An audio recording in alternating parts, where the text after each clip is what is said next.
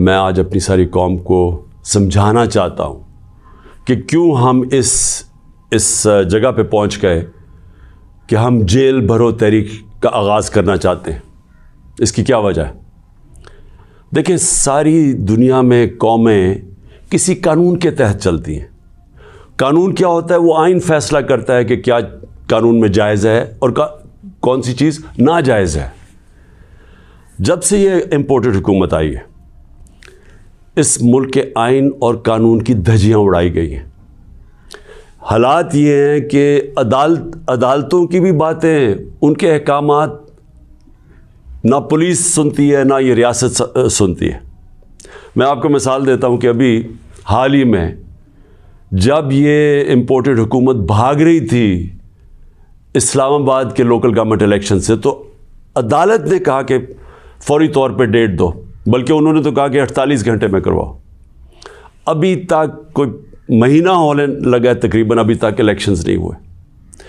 اس کے علاوہ جس طرح فنڈامنٹل رائٹس، جو بنیادی حقوق، جو ہمارا آئین ہمیں ہمارے بنیادی حقوق کی حفاظت کرتا ہے، حالات یہ ہیں کہ لوگوں کو اٹھایا جاتا ہے. کتنے لوگوں کو، سوشل میڈیا کے لوگوں کو اٹھایا گیا، ان کو تشدد کیا گیا ان کے اوپر، صرف اس لیے کہ ان کی کوئی ٹویٹ تھی، اس کے اوپر اٹھایا گیا، تشدد کیا گیا. ابھی تک کئی ایسے لوگ ہیں جنہوں نے جس طرح کا تشدد کیا گیا، ابھی تک ان کا ذہنی توازن ٹھیک نہیں ہوا. اعظم سواتی، کون سا آئین، کون سا قانون اجازت دیتا ہے کہ ایک ٹویٹ کے اوپر ننگا کر کے اس کے اوپر تشدد کیا جائے، اور پھر جب وہ پھر سے اس کو جیل میں ڈالا جاتا ہے اور پھر اس کو کوئی 30 اس کے اوپر FIR کوئی بلوچستان سندھ میں کی جاتی ہے. شیخ رشید، آئین اس کو عدالت اس کو ضمانت دیتی ہے، اس کے باوجود اس کو اٹھا کے لے جاتے ہیں اور اس کے اوپر کیسز سندھ اور بلوچستان میں کر دیتے ہیں. فواد چودھری، عدالت 4 دفعہ کہتی ہے IG کو کہ پیش کرو فواد چودھری کو عدالت میں، اور وہ اس کو اسلام آباد لے جاتے ہیں. تو یہ تو میں تھوڑی مثالیں دے رہا ہوں جو شہباز گل سے ہوا. کسٹوڈیل ٹارچر، تشدد، یہ پاکستان کے قانون کے خلاف ہے. تشدد بھی ہوا اور اس کو کوئی ریلیف نہیں ملی، اور پھر ڈرایا دھمکایا گیا اور کیسز کیے گئے. پرامن احتجاج ہمارا تھا 25 مئی کو، اس کے اوپر جو ظلم کیا گیا، کون سا قانون اور آئین ایک جمہوریت میں اجازت دیتا ہے کہ پرامن احتجاج کے اوپر تشدد کرو؟ انہوں نے 3 دھرنے ہمارے اگینسٹ دیے اور لانگ مارچز کی. کس کے اوپر ہم نے کوئی سختی کی؟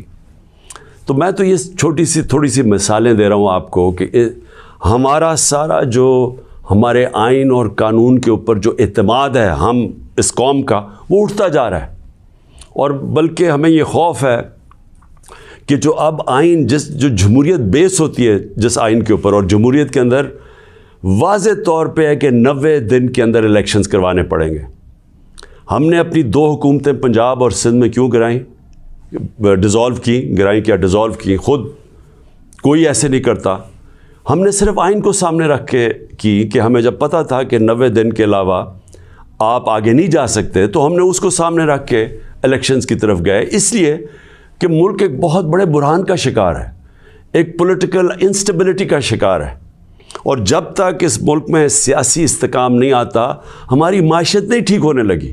تو ہم نے قربانیاں دی 2 گورنمنٹس کی، جو تقریباً 66% پاکستان ہے، صرف اس لیے کہ آئین 90 دن میں الیکشن کرواتا ہے. ابھی تک کتنے دن ہو گئے ہیں؟ 20-25 دن ہو گئے ہیں، ابھی تک کوئی ڈیٹ نہیں ملی. دونوں الیکشن کمیشن اور یہ جو 2 حکومتیں، جو 2 گورنرز ہیں، انہوں نے ڈیٹس نہیں ابھی تک دی.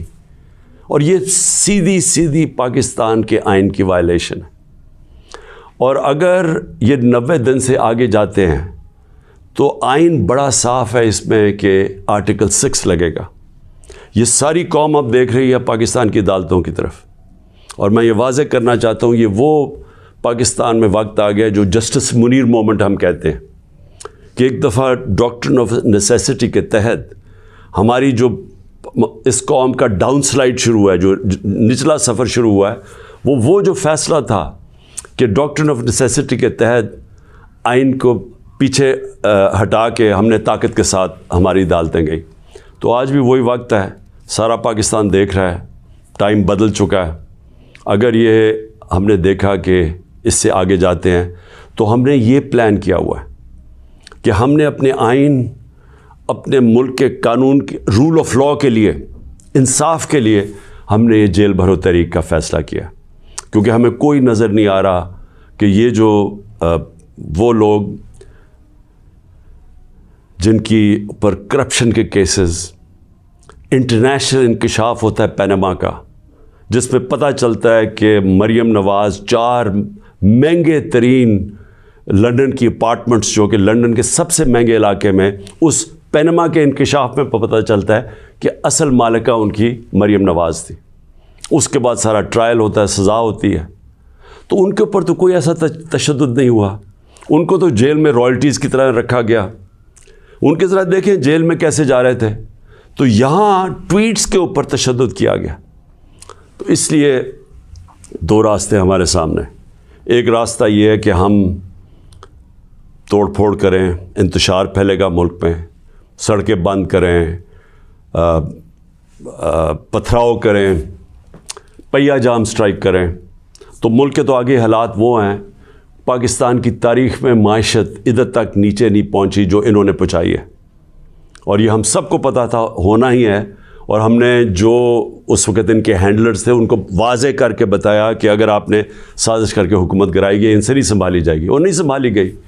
تو آج کبھی بھی اتنا بڑا اکنامک کرائسس نہیں آیا جو آج پاکستان میں ہے. کبھی عام لوگوں کی زندگی میں اس طرح کی مہنگائی نہیں آئی جو آج آئی ہے. جو بے روزگاری بڑھتی جا رہی ہے, ایک طرف مہنگائی بڑھ رہی ہے, بے روزگاری, تو ملک کے معاشی حالات تو بہت برے ہیں. تو ہم اس لیے اس کو سامنے رکھ کے, اور 26 سال کی سٹرگل میں کبھی بھی ہم نے انتشار کی پالیٹکس نہیں کی. لہٰذا یہ پرامن طریقے کا احتجاج ہے جیل بھرو تحریک. میں آج اپنے سارے کارکنوں کو, بلکہ میں تو پاکستانی عوام کو بھی یہ کہتا ہوں کہ یہ اس وقت آپ پالیٹکس نہیں کر رہے ہیں, آپ اپنے ملک کے لیے جہاد لڑ رہے ہیں, حقیقی آزادی کی جنگ لڑ رہے ہیں. میں آج آپ سب کو کہوں گا کہ میرے اپنے کارکنوں کو کہ جو ہمارے ضلعی صدر ہیں, ڈسٹرکٹ پریزیڈنٹس جو ہیں, ان کے اوپر رجسٹریشن شروع کریں کہ جنہوں نے ہم پہلے ہر پاکستان کے شہر میں ہم جیل بھرو تحریک شروع کریں گے. تو پہلے میں چاہتا ہوں کہ والنٹیئرز اپنی رجسٹریشن کریں, اور اس کے بعد میں پھر آپ کو ڈیٹ دوں گا کس دن ہم نے جیل بھرو تحریک کا آغاز کرنا ہے, اور اس کی چند دنوں کے اندر ہوگی. اور اس لیے میں چاہتا ہوں کہ جلدی جلدی آپ اپنی آپ جو رضاکار ہیں وہ سامنے آئیں. اور انشاءاللہ میں یہ سمجھتا ہوں کہ یہ جو ہماری تحریک ہے, اس سے ہم وہ چیز حاصل کرنا چاہتے ہیں جو پاکستان کو ایک حقیقی آزادی بھی دے گا, اور حقیقی آزادی کا مطلب حقیقی جمہوریت وہ بھی دے گا. اور وہ انشاءاللہ وہی ایک پاکستان کو ایک وہ جمہوریت جدھر رول آف لاء ہے, جدھر قانون کی حکمرانی ہے, وہی پاکستان کو اس دلدل سے نکالے گا.